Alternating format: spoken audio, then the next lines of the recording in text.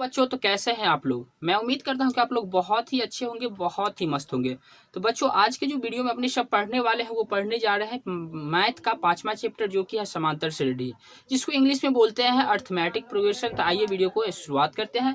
तो आइए वीडियो को शुरुआत करने से पहले एक रिक्वेस्ट है कि अभी तक चैनल को सब्सक्राइब नहीं किया है तो चैनल को सब्सक्राइब कर दीजिए, वीडियो को भी लाइक कर दीजिए और दोस्तों के साथ भी शेयर कीजिए, ताकि उन दोस्तों को भी ये नोटिफिकेशन पहुंचे जो आपके बहुत ही प्यारे होंगे। तो आइए बिना देर के हुए वीडियो को शुरुआत करते हैं। तो यहाँ पे जो हम बोले हैं चैप्टर का क्या नाम है सर, तो ये नाम है 5वां चैप्टर है, जिसका नाम क्या है सर, समांतर श्रेणी। चलिए, समांतर श्रेणी, इसको इंग्लिश में बोले तो होता है क्या, तो sir arithmetic progression, arithmetic progression इसको इंग्लिश में बोलते हैं, या शॉर्टकट में बोले तो इसको एपी भी बोलते हैं। तो चलिए, इसमें हम जो इसमें 3 चैप्टर है, 5.1 है, 5.2 है, 5.3 है। इसमें जो 5.1 में है, तो सबसे पहले इसमें हम बात कर लेते हैं कि आखिर ये समांतर श्रेणी होता क्या है, मतलब ये एपी जो है ना होता क्या है। तो यहाँ पे अगर हम इसको प्रोनाउंसिएट करें तो यहाँ पे देखिए ना, यहाँ पे देखिए समांतर है ना, तो मतलब समान अंतर, मतलब समान प्लस अंतर, मतलब समान अंतर, यही होता है समांतर। तो समांतर जो होता है, लेकिन किसमें समान अंतर देखने को मिलता है, तो यहाँ चलिए एक हम उदाहरण लेते हैं। मान के चलिए कोई एक मेरा मित्र है जिसको प्राइवेट जॉब लगा, उसका जो सैलरी है वो स्टार्ट क्या हुआ कि 8,000 उसको शुरू में दे रहा था, 8,000। लेकिन उसमें एक कंडीशन था क्या, कि 8,000 रुपया उसको शुरू फर्स्ट मंथ में दिया। तो वो उसका एक कंडीशन था, जिस समय जो वो काम पे लगे तो उसका कंडीशन ये था कि सर प्रत्येक मंथ जो है ना उसको 500 रुपया ऐड होंगे। मतलब पहला मंथ में कितना हो गया 8,000, दूसरा मंथ में कितना हो गया सर, तो दूसरा मंथ में हो गया यहाँ पे मान लीजिए कितना 85 रुपया, 500 रुपया ऐड हो गया। फिर अगला मंथ में कितना हो जाएगा, ये हो जाएगा 9,000 रुपया। उसके बाद अगर हम इनको बोले कि अच्छा एक चीज बताओ कि कौन सा महीना में आपका जो है ना वो मंथली मतलब ये कौन सा महीना में आपका जो है सैलरी हो जाएगा 15,000 रुपया, कौन सा महीना में आपका सैलरी कितना हो जाएगा 15,000 रुपया। तो ये मतलब जो है ना ऐसा कुछ क्वेश्चन आता है कि मतलब 8,000 रुपया शुरू में दिए, उसके बाद कंडीशन है कि सर 500 रुपया बढ़ते गए। एक और उदाहरण लेते हैं यहाँ पे। सर मान लीजिए कि कोई लड़की है, कोई रीता नाम की कोई लड़की है, एक गुल्लक है। इसमें क्या करती है कि ये प्रत्येक दिन ना 5 रुपया इसमें गिराती है। चलिए, डे 1 क्या किया कि इसमें 5 रुपया गिराया। उसके बाद ये इसका जो नेक्स्ट कंडीशन है ना वो क्या है सर, तो डे 2 में क्या किया, डे 2 में क्या किया कि ये 5 रुपया तो गिराया ही गिराया और 2 रुपया जोड़ दिया, मतलब 7 रुपया गिराया। उसके बाद डे 3 में क्या किया, 7 दूनी 9 रुपया इसमें गिराया। तो इस प्रकार से हम इससे कोई पूछे कि सर अगर ये 15वां दिन कितना रुपया इसमें गिराएगा, तो यहाँ पे क्वेश्चन कुछ देखने को मिलता है ना। मतलब ये जो समांतर श्रेणी है, तो यहाँ पे मान लीजिए एक और उदाहरण लेते हैं। कुछ ऐसा सूची हम संख्याओं का लेते हैं। चलिए, सूची यहाँ पे क्या लेते हैं कि ये है 2, ये है 5, ये है 8 डॉट डॉट डॉट, ऐसा है 8, ये है 11, एक और मान लेते हैं 11। उसके बाद कुछ ऐसा है माइनस का 2 है, उसके बाद 1 हुआ, माइनस का 1 हुआ, माइनस का 2 हुआ। उसके बाद कितना हो जाएगा, मान लीजिए ऐसे है 7 है, 5 है, 5 है, उसके बाद 3 है, उसके बाद कितना है, फिर 1 है, कुछ ऐसे ऐसे टाइप का जाते रहता है। उसके बाद कुछ ऐसा है 3, 3, 3, 3। अगर इन सब सूची पे हम ध्यान दें, सूची 1, सूची 2, सूची 3 पे ध्यान देते हैं, तो यहाँ पे एक खास पैटर्न मिलता है। यहाँ पे देखिए कि अगर हम 2 में ना 3 को जोड़ दे, 2 में 3 को जोड़ दे तो 5 प्राप्त होता है। अगर 5 में अगर हम 3 को और जोड़ दे तो कितना 8 प्राप्त होता है। 8 में 3 को जोड़ दे तो क्या होता है, प्राप्त 11 प्राप्त होता है। इसी प्रकार से अगर आगे हमको पूछे तो 11 में 3 को जोड़ेंगे, फिर उसमें 3 को जोड़ेंगे, मतलब ऐसा कुछ ये पैटर्न हमको दिख रहा है। उसके बाद यहाँ पे देखिए ना 7 में अगर हम 2 को घटावेंगे तो 5 प्राप्त होता है। 5 में से 3 को घटावें, 5 में से 2 को घटावेंगे तो 3 प्राप्त होगा। फिर 3 में से 2 को घटावेंगे तो क्या होगा, 1 प्राप्त होगा। उसके बाद अगर इस सूची का बात हम करें तो यहाँ पे देखिए 3, 3, 3, 3, मतलब ये 3, 3, 3, 3 का सूची ऐसे करके जाते रहा है। मतलब इसमें हम ये बोल सकते हैं कि या तो इसमें 0 को जोड़े होंगे या घटाए होंगे, फिर इसमें 0 को जोड़े होंगे या घटाए होंगे, इसमें भी 0 को जोड़े होंगे या घटाए होंगे, तो ऐसा सूची प्राप्त होता है। तो यहाँ पे हम बात क्या करते हैं कि समांतर श्रेणी पढ़ रहे हैं। तो समांतर श्रेणी का अगर हम डिफिनेशन दें तो क्या, संख्याओं का ऐसा सूची, संख्याओं यहाँ पे हम लिख सकते हैं क्या कि संख्याओं का ऐसा सूची संख्याओं का ऐसा सूची जो प्रत्येक पद का मतलब ये हुआ कि प्रथम पद को छोड़कर प्रत्येक पद में एक निश्चित संख्या जोड़ने से अगला पद प्राप्त होता है। निश्चित संख्या जोड़ने से अगला पद प्राप्त होता है। मतलब क्या हुआ कि अगर मान लीजिए अगर कोई भी संख्या है ना, तो हम एक निश्चित संख्या जो जोड़ेंगे ना, संख्याओं को ऐसा सूची जिसमें प्रत्येक पद का मतलब है प्रथम पद को छोड़ के एक निश्चित संख्या जोड़ने पर अगला पद यहाँ पे प्राप्त होता है। मान लीजिए अगर हमको यहाँ पे कोई बोल दे से इससे आगे क्या होगा, तो 11 से आगे क्या होगा, 3 जोड़े तो 14 हो जाएगा, 14 से आगे कितना हो जाएगा 17 हो जाएगा। तो यहाँ पे देखिए क्या बोलता है, समान अंतर। तो संख्याओं का ऐसा सूची जिसमें प्रत्येक पद में एक निश्चित संख्या जोड़ने पर उसका अगला पद प्राप्त हो, तो ऐसे सूची को क्या बोलते हैं, समांतर बोलते हैं। समांतर श्रेणी में रखा जाता है। अब यहाँ पे देखिए इसका अंतर तो समान दिख रहा है ना, समान अंतर मतलब इसमें जो अंतर जो है समान का दिख रहा है। इसका बहुत सारे एग्जाम्पल हैं। मान लीजिए अगर जो हम सीढ़ी बनाते हैं तो कुछ इस टाइप का सीढ़ी रहता है। यहाँ पे इसको हम थोड़ा मिटा लेते हैं। चलिए ये जो सूची है ना, चलिए इसको मान लेते हैं कि ये प्रथम पद है। क्या है सर, ये प्रथम पद है। प्रथम पद को ए से डिनोट करते हैं, इसको हम A2 मान लेते हैं, द्वितीय पद, ये तीसरा पद, ये चौथा पद, इस प्रकार से ये पद हो गया।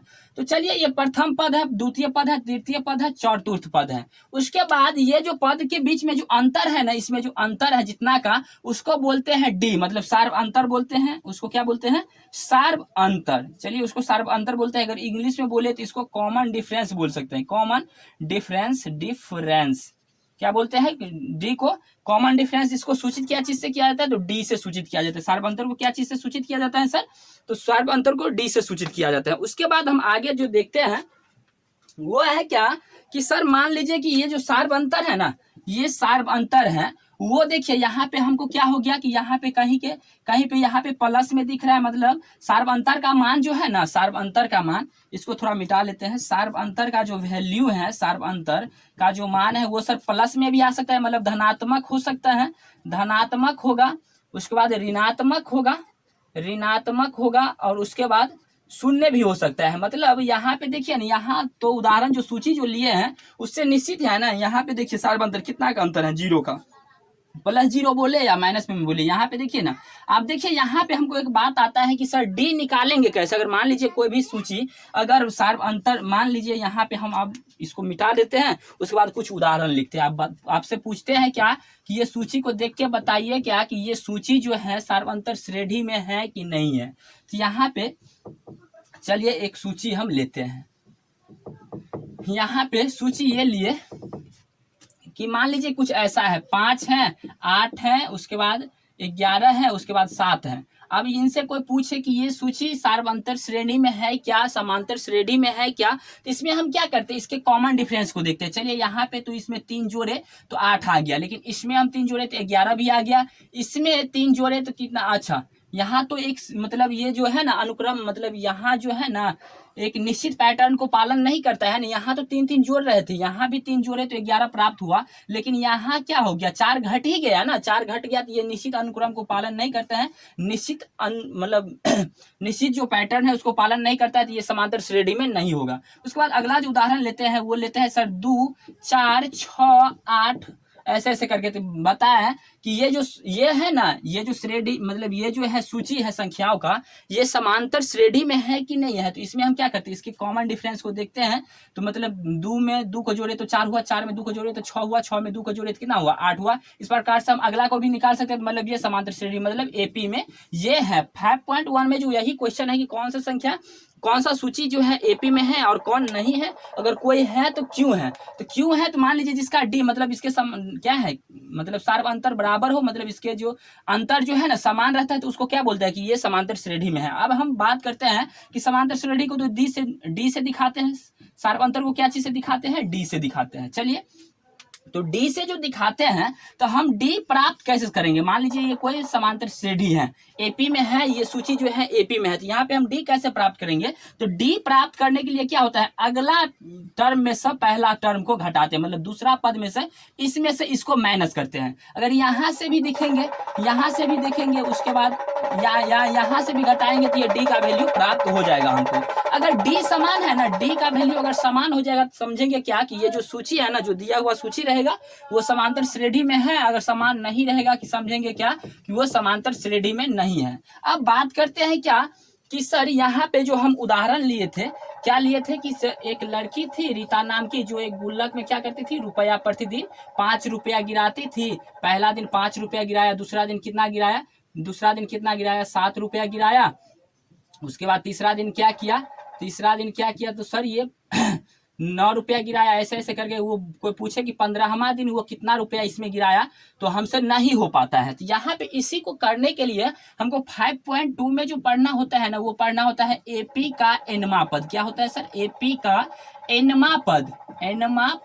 अब यहाँ पे हम मान लीजिए कि प्रथम पद को क्या चीज से इंडिकेट करते हैं, तो ए से इंडिकेट करते हैं। चलिए ए, उसके बाद A2 मतलब A2, ए उसके बाद क्या होता है A3 होता है, उसके बाद जाते जाते क्या हो जाएगा AN हो जाएगा, मतलब अंतिम पद हो जाएगा। उसके बाद अगर हम यहाँ पे सही से लिखे तो A1 को हम लिख सकते हैं A, चलिए इसको हम A लिखे। उसके बाद A2 को क्या लिख सकते हैं A प्लस इसमें एगो डी जोड़े, मतलब इसमें जो भी कॉमन डिफरेंस था, सार्वंतर था, उसको इसमें क्या किए, ऐड कर दिए।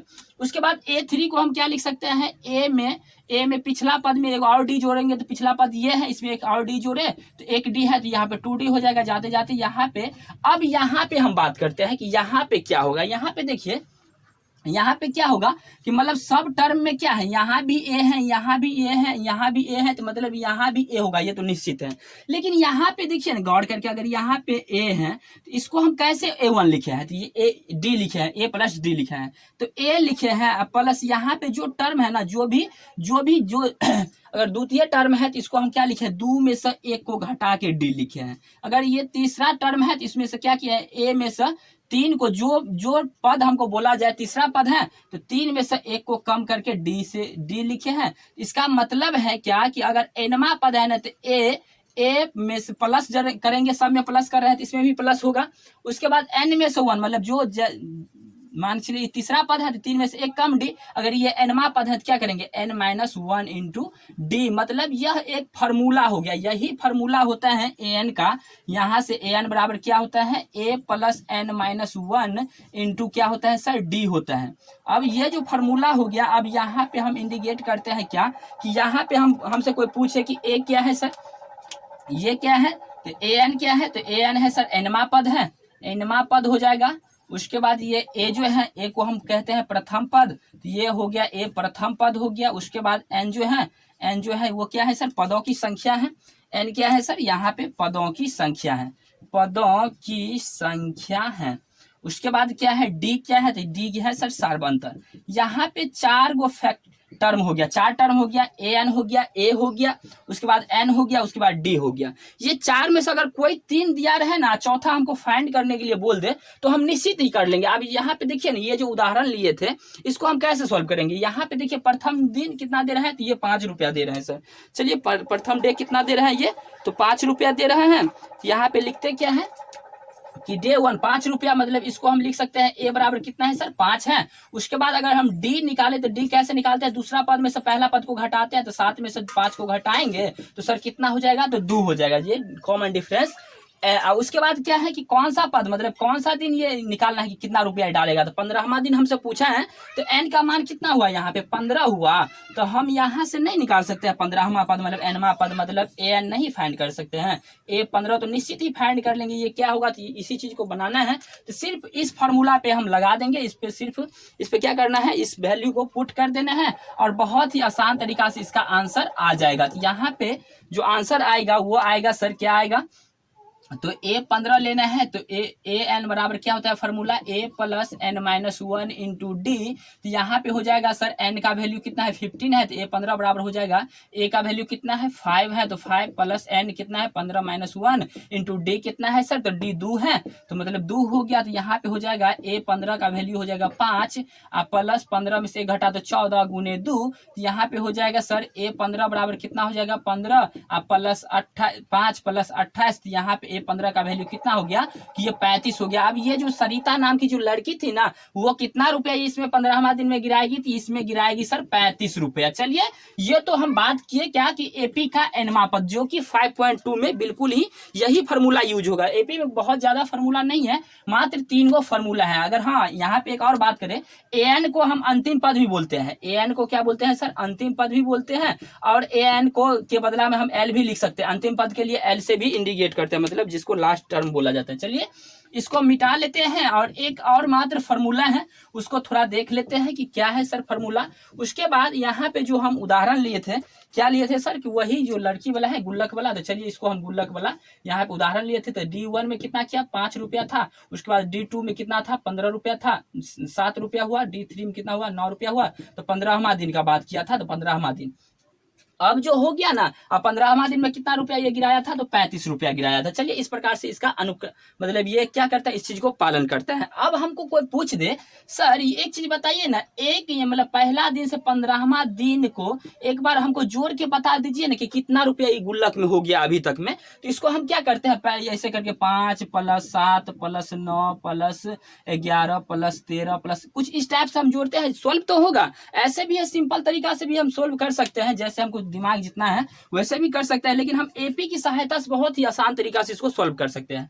अब मान लीजिए कि इसको हमको योगफल निकालना है तो योगफल के लिए एक फार्मूला है जिसको हम क्या चीज से दिखाते हैं सर एन से दिखाते हैं, एसएन से दिखाते हैं जिसको सम ऑफ नंबर ऑफ टर्म बोलते हैं, सम ऑफ नंबर ऑफ टर्म बोलते हैं। एसएन बराबर होता है sir formula n/2 into 2a plus n minus 1 into D.